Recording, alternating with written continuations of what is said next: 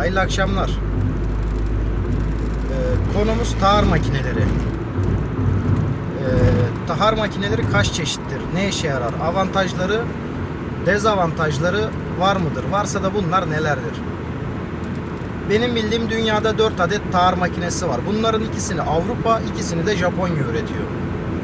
Avrupa'nın ürettiği tahar makineleri şeritli, kılavuz sistemli tahar makinesi ve lüvert, yani Levent'ten tahar yapan sistem.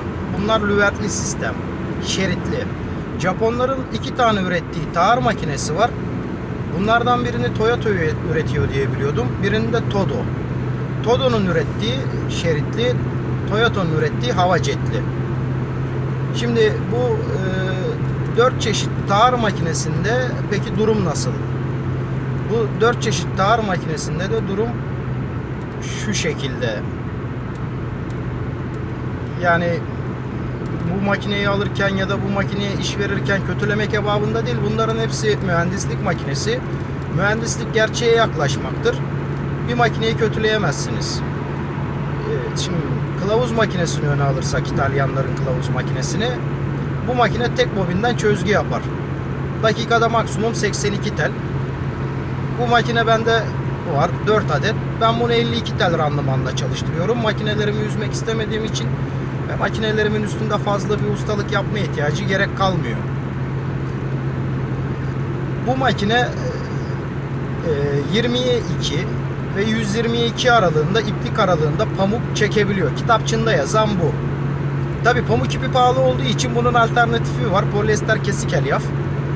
Biz polyester kesik elyafla tahar yapıyoruz. Bir kere daha mukavemetli, ikincisi daha ucuz. Ucuz olduğu firmanın yararına, mukavemetli olduğu da müşterinin yararına. Şimdi lüvertten tahar yapan sistemde tahar makinesi, 2 tane iş çatma sehpası, likra tahar olacağı zaman likra öldürme, yani ütü makinesi ihtiyacı var. Peki kılavuz sisteminde şu. Kılavuz sisteminde ise bir tane tahar makinesi, bir tane de Dimix makinesi. Dubleks nireleri tahar yapabilmek için. Kılavuz tahar makinesi tek yollu bir makinedir. Stablo diye tabir ettiğimiz makine çift yollu bir makinedir. Lüvertten tahar yapan. Japonların tahar makinelerine gelince onların örneği hiç olmadığı için pek bir bilgim yok ama yani gene konuya hakim olduğum için o makinelerde şu şekilde. Japonların tahar makinesinin birisi hava jetli. Hava jetli tahar makinesinin bir avantajı var. Bu küçümsenmeyecek bir avantaj. Şeridin nireye verdiği zararı hava jeti ortadan kaldırıyor. En büyük avantajı bu. Şahsi fikrim olarak dezavantajına gelince belli bir kalem iplik çekebiliyorsunuz.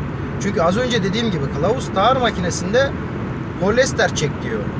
Yani buna kesik elyaf da çekebiliyorsun ama başka bir çekemiyorsun. Yani bu makine olduğu için iplik seçiyor. Yani dokuma tezgahı gibi. Yani her türlü ipliği üstünde çalışamazsın. Çalışman için ona göre materyalin gerekli.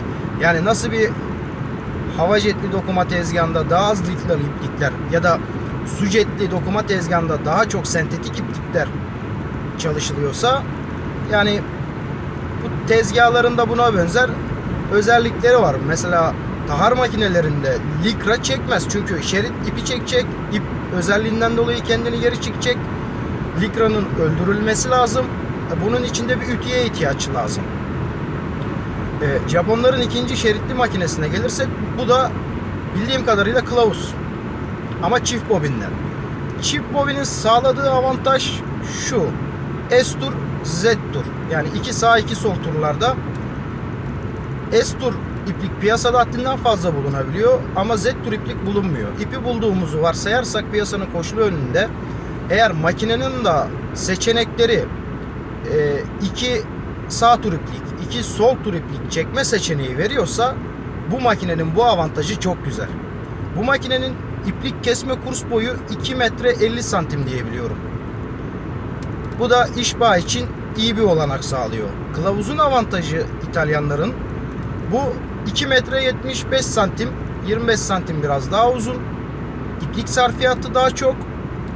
Ama Türkiye genelinde daha yaygın bir makine. Servis ağı daha geniş. Yedek parçası tabi daha çok. Avantajı bu. Şimdi bu makinelerin birbirine göre üstünlükleri var mıdır? Yok mudur? Tabi anlattığım gibi iyi makine ya da kötü makine diye bir şey yok. Yani birinin fiyatı pahalıdır. Diğerinin fiyatı daha pahalıdır. Bunların hepsi zaten pahalı makineler. Burada göz önüne alınması gereken etken şu. Yani benim işim hangisiyle daha iyi olur? Şimdi biz fason çalışan mesela bir iş yeriyiz. Biz sadece çerçeve, nire, tarak iş tarlıyoruz. Başka bir şeye ihtiyacımız yok. Lüvertten tarlayan iki sistemde, hava jetli ve şeritli olan sistemde lüverte ihtiyaç var. Lüvertli makinenin de proses lüvertin hazır olması. Lüvert hazır olacak ki işi tar yapabilirsiniz. Lüvert yani hazır olacak derken kılavuza göre, yani kılavuz makinelerine göre şu anlamda tarak, nire, çerçeve zaten hazır olacak. Onun üstüne lüvert hazır olacak. Kılavuzda böyle bir durum söz konusu değil. Avantajı bu. Yani sizin lüvertiniz 2 gün sonra çıkmış olsa bile tahar raporu belliyse tahar makinesinde taharı bir gün 2 gün önceden malzemeniz varsa yapabiliyorsunuz. Size bunun hiçbir zararı olmuyor. Mesela bizim makinemizde satılan iş bağ sehpası var. İş bağlama. Yani tezgaha koymadan işi dışarıda bağlayıp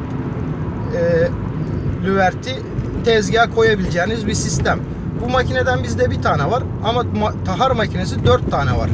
Yani biz fasoncu olduğumuz için o makinenin hiçbir yararını görmüyoruz. Yani zaten işi dokuma tezgahının üstüne sehpayla bıraktığımız için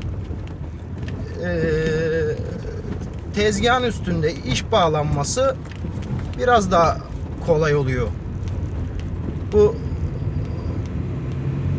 lüvertli sistemde de şu şekilde lüverti gönderiyorsunuz, işi tarlıyorsunuz, lüvertle beraber koyuyorsunuz. Eğer makine lamel dağıtıyorsa bir dönemlilerini takıp herhalde çalıştırmak ya da ufak bir ayar yapıp çalıştırmak kalıyor. Bizde de iş bağ peşine çalıştırmak kalıyor.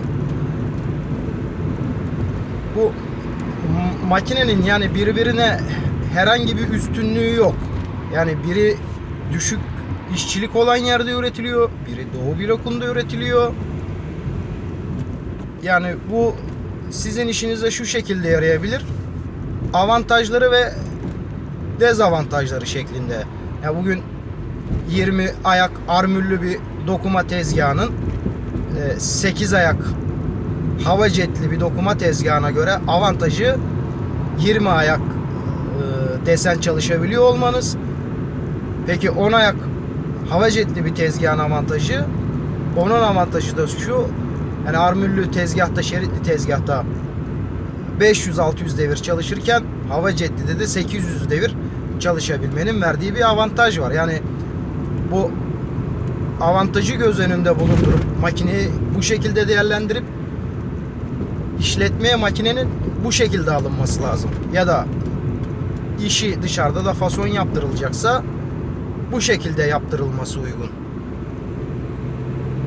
Bir de servis ağına,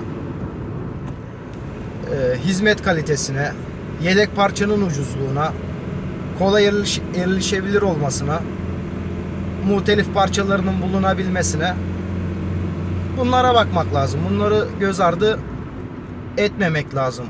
Yani sonuçta dediğim gibi bu makineler mühendislik makinesi. Mühendislik gerçeğe yaklaşmaktır. Yani belli bir konstrüksiyon üzerinde kurulmuş ana gövdesi çalıştırılmış, geliştirilmiş 10 yıllar boyunca kendini kanıtlamış makineler. Yani her biri kendi alanında bir iyice uzmanlaşmış. Eksikleri var mı? Tabii ki her makinenin eksiği var. Anlattığım gibi bu eksikleri tabii dezavantaj olarak faydalarını da avantaj olarak düşünmek lazım. Sizin için faydası ağır basıyorsa Ona göre iş yaptırmak, ona göre makine tercih etmek iyi bir seçenek. Hayırlı akşamlar.